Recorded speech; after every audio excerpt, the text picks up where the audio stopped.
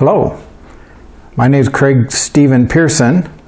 I'm the grandson of Guy McKinley Pemberton, and recently I was at my parents' house and my mother happened to have this little book. It is the diary of her father, Guy McKinley Pemberton, that he kept. It's a daily diary that he kept during World War I. And it's very interesting. I had heard about this book. I had never seen it before. And I brought it home and I scanned it, high resolution scans, and I have posted it at familysearch.org.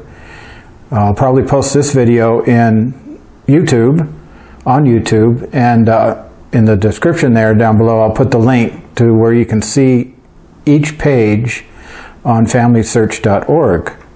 And it's quite an interesting little book. It's pretty much exactly 100 years old. This is 2017, and he started his first entry in 1917. And I'll tell you a little bit about the book. I am going to open it, even though it is fragile. I had to open it to scan it, and when I did open it, none of this fell off. It was already, falling apart. And there's some tape on here. On the inside, it's obvious that it's cracked at one point in time, and somebody taped this up. It looks to me like a long time ago. The tape looks, like it's quite old, but it's holding up okay.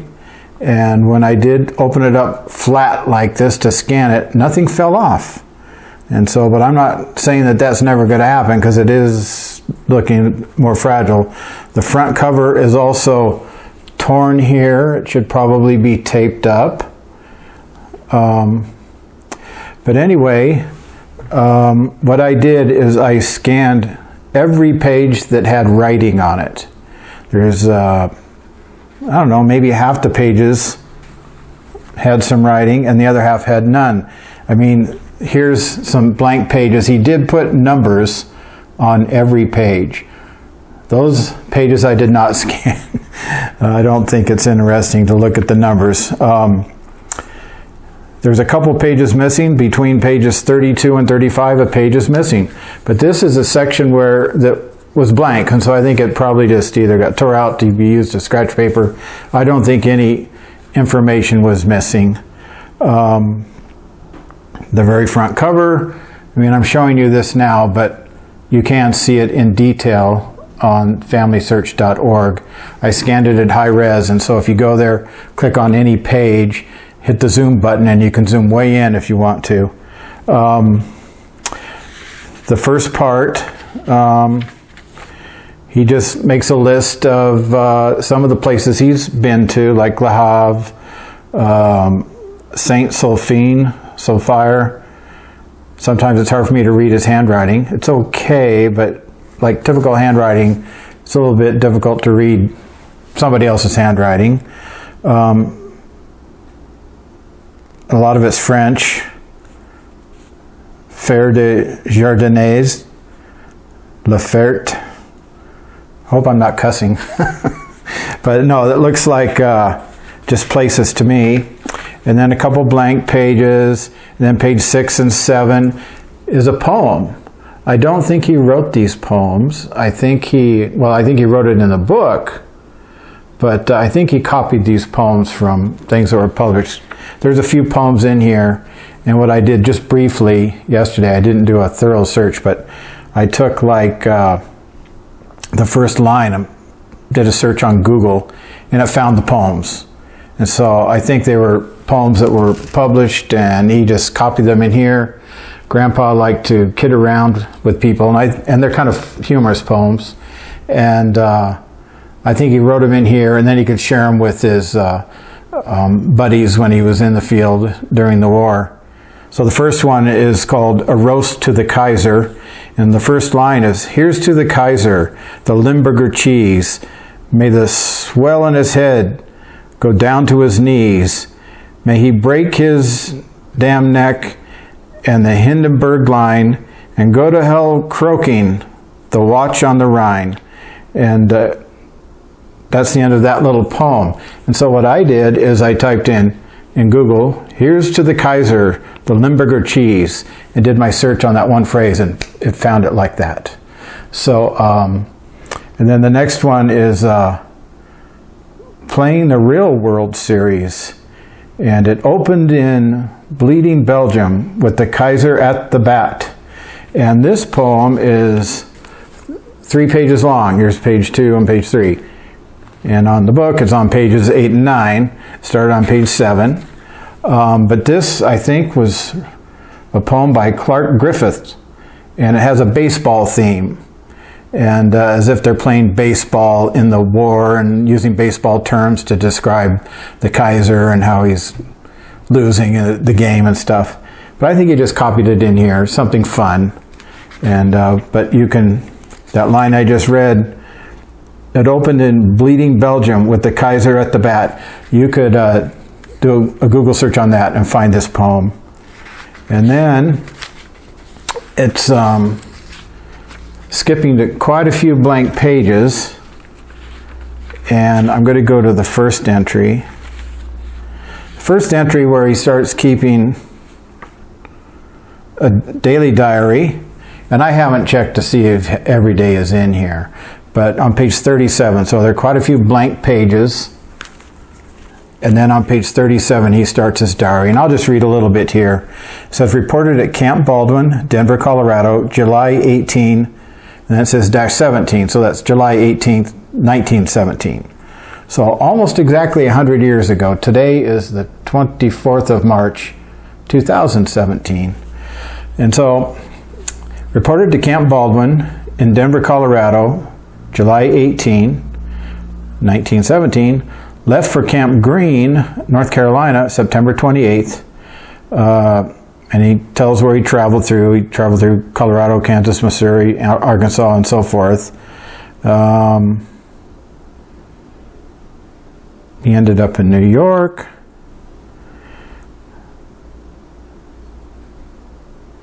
Camp Merritt in New York. I think that's what it says. He left Camp Merritt, New Jersey on January 22nd for the Foreign Service. Well, 1918. He left on January 22nd, 1918 for the Foreign Service. Aboard the ship Baltic in New York City. So maybe we'll have to look up the ship Baltic. So he left on the ship Baltic, and we'll get to it, but he returned on a ship called Peerless, and I think I have a photo of that. Maybe I can put it in on this video. It's a still photo, and maybe I'll look for the Baltic as well. So he left on the ship Baltic. And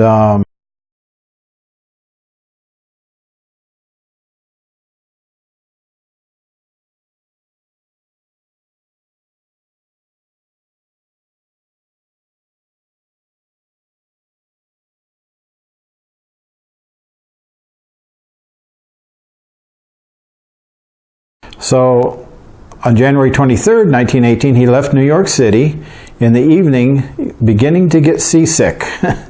And they had a boat drill Thursday, January 4th, or 24th.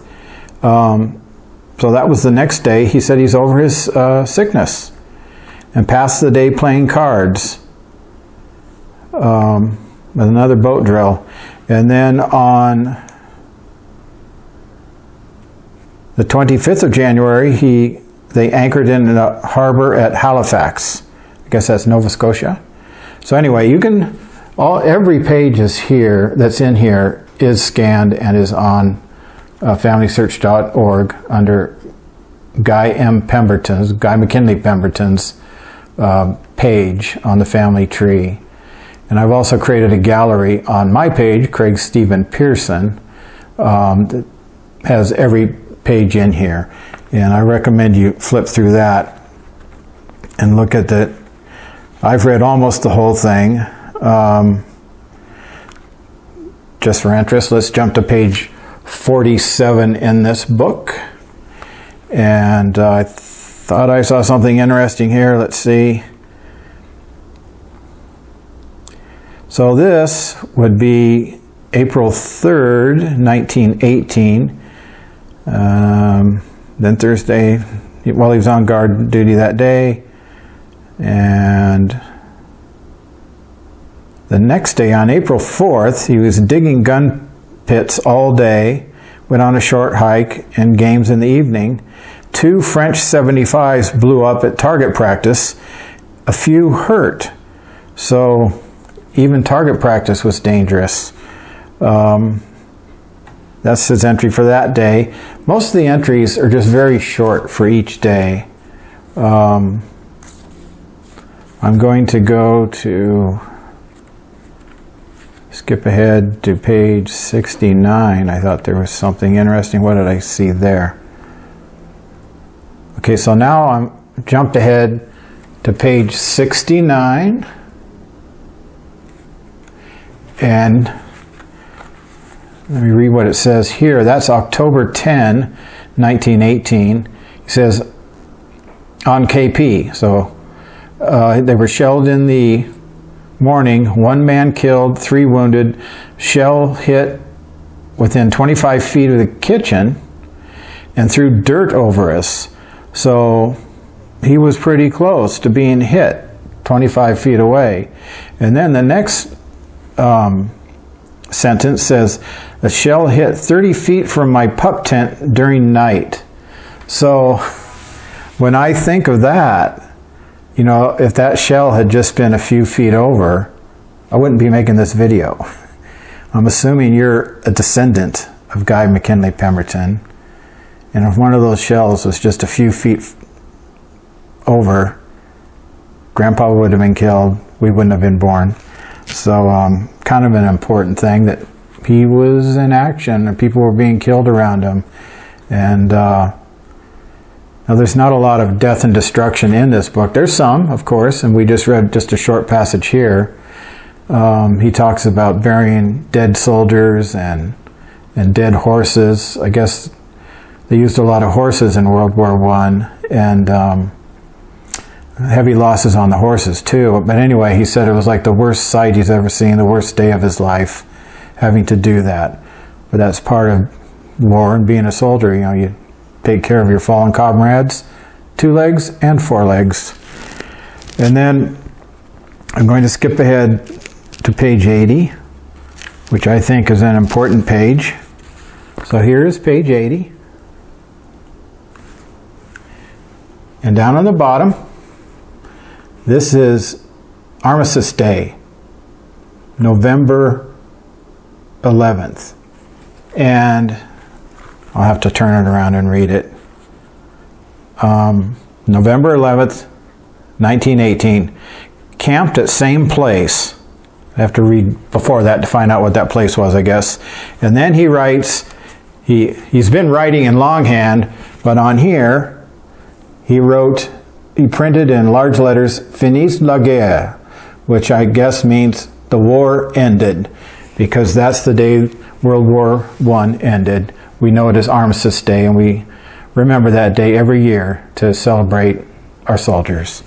And then underneath it, it's hard to read here, but it's much easier to read when you look at the scanned version. It says, fixed me a good dugout and played cards in the evening. So that's what he did on the last day of the war. Well, I guess the card game happened after the war was over. But he continues on. So that was November 11th, 1918. And of course, you don't just immediately go home. And he has a number of pages of, you know, maybe 10 or 12 more pages of entries here.